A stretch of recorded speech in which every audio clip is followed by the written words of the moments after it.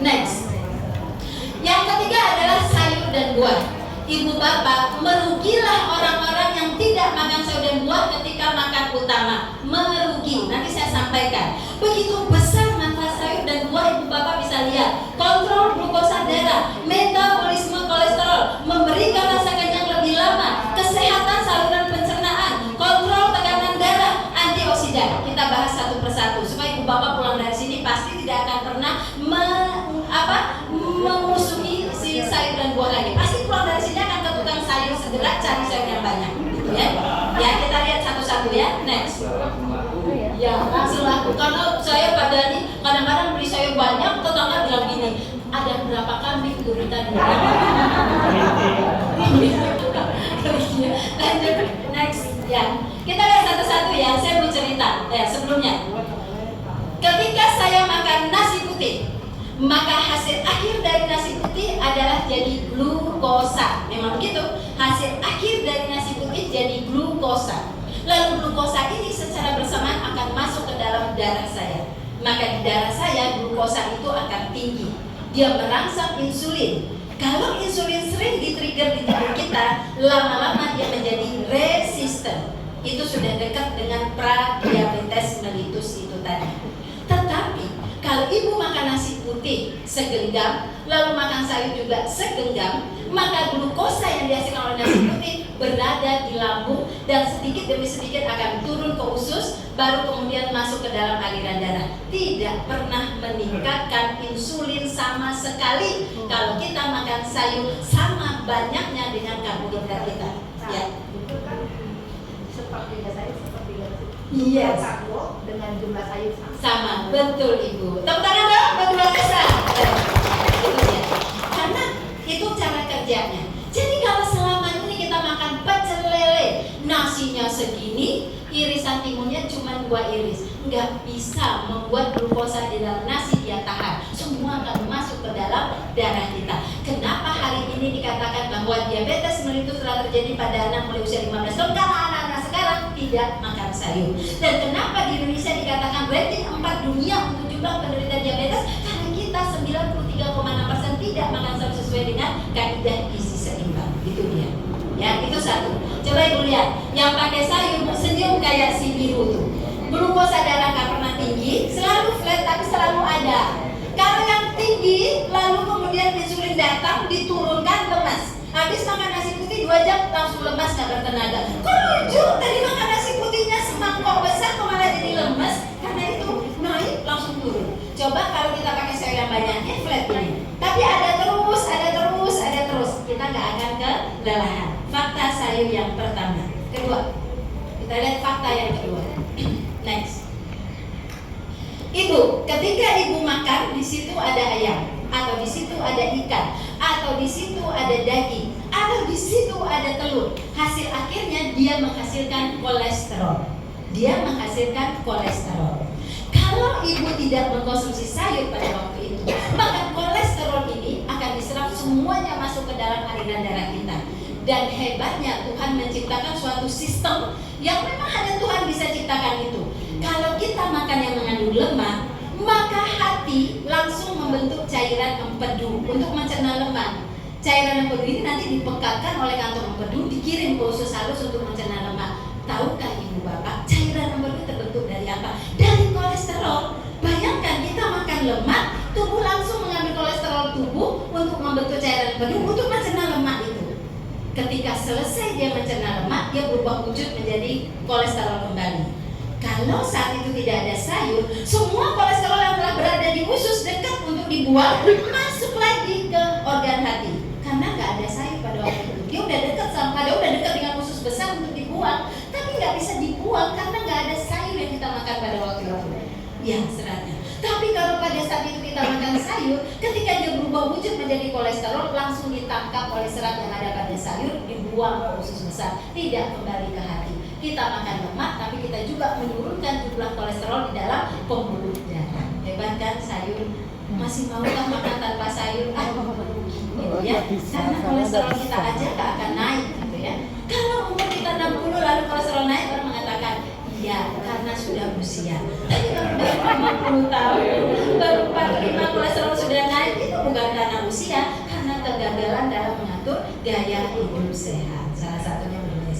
fakta sayur yang kedua. Kita lanjut lihat yang ketiga lagi. Next.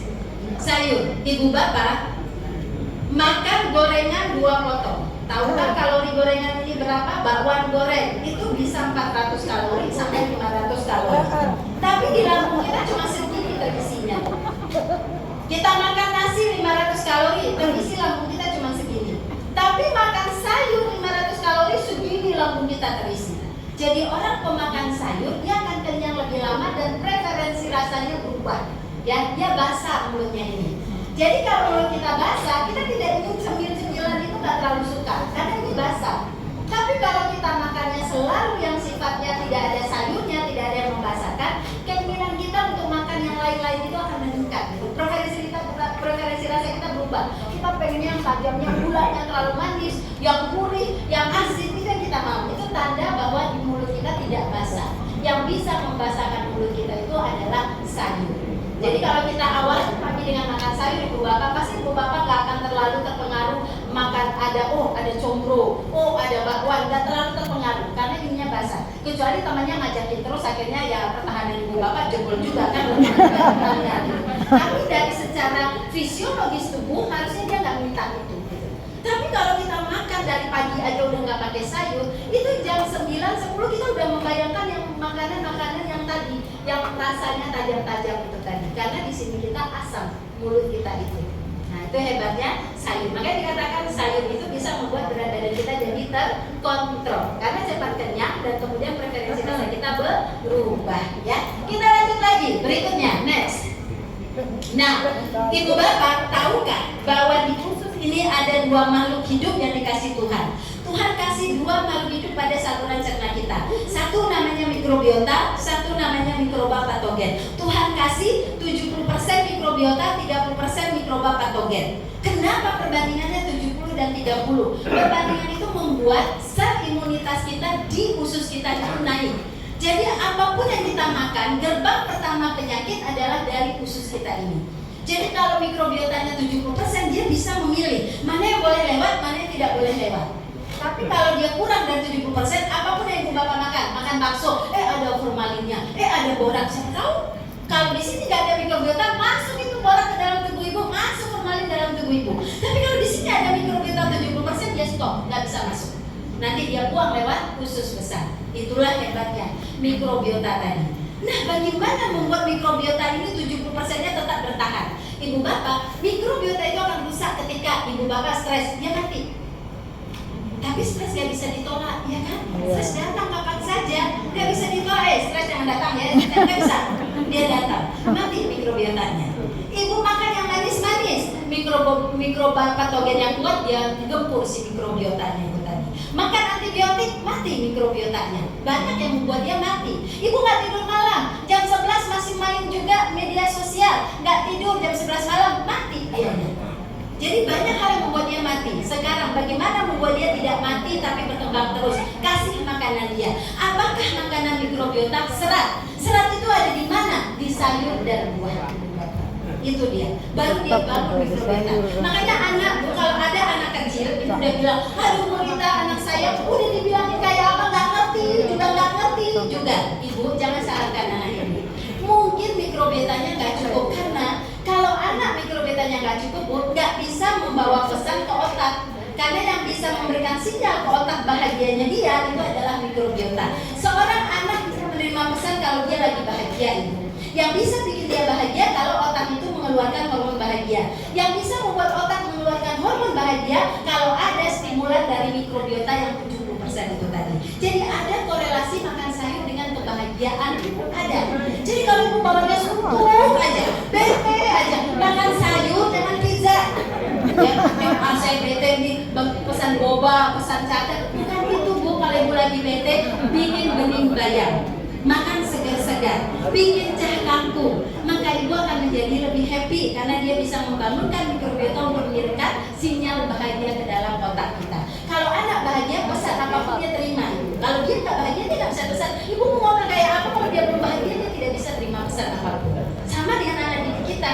Kalau ada yang bebel, mungkin dia lagi nggak bahagia. Bikin dia bahagia dulu, baru dia bisa terima pesan. Gitu ya Bu? Kita lanjut lagi dikit lagi karena 30 menit. Next.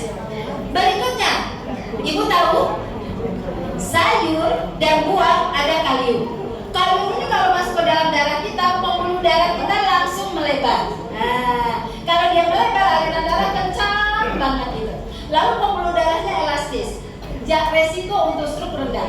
Pernah lihat orang stroke? Aduh, kasihan lihat orang stroke ya Bu ya. Kasihan, kemarin anak muda ke klinik saya dirujuk sama dokternya, 27 tahun kena serangan stroke. Saya tanya pola makannya kayak apa? Pagi nasi uduk tambah sayur, jam 10 soto ayam, soto daging, sop iga tanpa sayur, dan malam hari pecel lele, pecel ayam tanpa sayur. Sudah berapa lama? Sudah dari SMA makan kayak gitu. Kena kan? Karena nggak ada kaliumnya, nggak ada marilasasi. Saya sedikit naik, ya. Nah itu, kita lanjut lagi. Nah sekarang kita lihat ada apa di sayur. Satu Ibu, di sayur dan buah itu ada vitamin C. Jadi imunitas kita kuat, kita nggak gampang sakit. Ada beta karoten, imunitas juga, dan kulit kita bisa lebih berwarna. Gak apa-apa hitam, gak apa-apa putih tapi cerah. Nah itu butuh beta karoten, ya kan?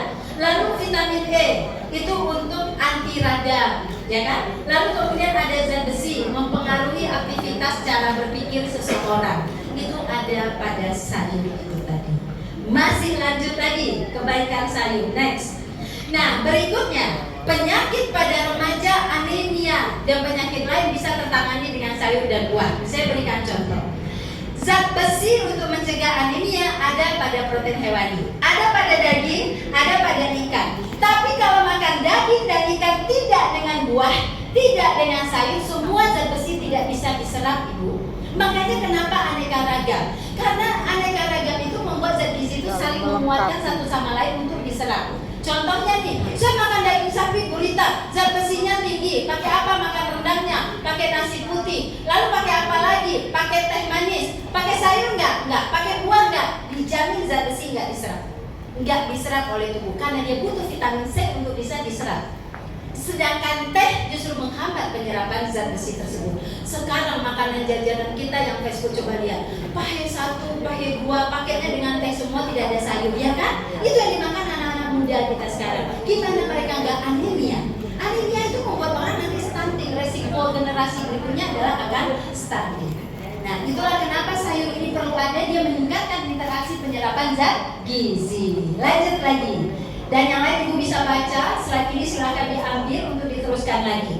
Nah sekarang teknik kombinasi berikut adalah pengolahannya. Ibu, mari kita lihat ya, saya mau tanya dulu. Ibu kalau ada pilihan, misalnya ayam bakar dengan ayam goreng, mana lebih baik ayam bakar atau ayam goreng? Bakar. Yang keras Bu? Bakar. Sini ayam bakar atau ayam goreng? Yang keras Bu? Aliran sesat. Tunggu saya. Kalau Ibu udah kena sesat semua Ibunya Kenapa ayam goreng dikatakan tidak bagus? Satu, dia harus diolah dengan cara minyak terendah. Berarti akan banyak minyak yang diserap ke dalam ayam. Ayam itu aslinya dagingnya aja kalorinya cuma 50. Tapi karena dimakan pakai kulit 150 kalorinya. Karena 100 kalori ada pada kulit ayam. Karena digoreng jadi 250 kalori. Karena digorengnya pakai tepung jadi 350 kilokalori. Aslinya cuma 50 jadi 350 kilokalori. Pengolahan yang salah, ya kan? Yang kedua, karena minyak itu banyak, lalu menggoreng itu harus suhu tinggi sampai mengeluarkan asap pada minyak, berubahlah lemak jenuh menjadi trans fat. Trans fat ini tidak dikenal oleh tubuh kita, dianggap benda asing. Tubuh kita meradang. Kalau ada orang mengatakan, Bu Rita si aku tiba-tiba stroke, mana ada tiba-tiba. Bu Rita si aku tiba-tiba diabetes, mana ada tiba-tiba. Maksudnya gimana Bu Rita? Yang namanya penyakit gak pernah tiba-tiba. Mana ada penyakit tiba-tiba? Emangnya virus, bakteri, kalau itu bisa tiba-tiba. Jadi, tapi dia sebelumnya sehat Bu Rita. Dia nggak sehat. Tubuhnya telah meradang, tapi dia nggak sadar itu. Karena kalau hasil MCU dia cuma lihat doang, setelah itu ditutup. Padahal di hasil MCU ada tuh tanda-tanda peradangan. LLD naik, tapi nggak ada keluhan, ya kan? Leukosit, neutrofil batang turun, tapi nggak ada keluhan. Dia tutup aja MCU, padahal tubuhnya udah meradang. Radang, akhirnya kena serangan metabolik terakhir. Nah itu Bu, jadi nggak ada penyakit tiba-tiba. Nah itulah kenapa gorengan itu dibilang gak bagus, kalorinya tinggi dan dia adalah pro peradangan, ya Bu. Dan akhirnya digantilah pada ayam bakar. Apa definisi ayam bakar? Ayam yang dimasak dengan api langsung, bisa menggunakan arang ataupun bisa menggunakan alat yang bisa apinya langsung kena ke bahan. Kan gitu ayam bakar ya. Pertama, ayam bakar minyaknya nggak sebanyak ayam goreng, sudah pasti. Tapi tetap pakai minyak karena ditetesin terus, ya kan? Namun, tahukah ibu bapak semua, ketika ditetesin minyak dan dari ayamnya pun turun minyak atau dari ikan minyak itu akan turun pindah langsung ke api. Ketika pindah langsung ke api, dia berubah jadi asap. Ketika asap ini masuk lagi ke daging itu, dia berubah menjadi zat yang disebut dengan heterocyclic acid, HCE nama zatnya. Apa itu gurita HCE? HCE adalah zat karsinogenik. Jadi ayam bakar pencetus kanker. Kalau ayam goreng gurita pencetus peradangan dari transfatnya. Jadi sama jeleknya gurita. Sama jeleknya. Ya, ini ada yang bagusnya. Jadi gimana gurita? Pertanyaannya mau gak ngono kok. Pertanyaan goreng apa bakar? Jadi pengen dari gorengan sama sekali.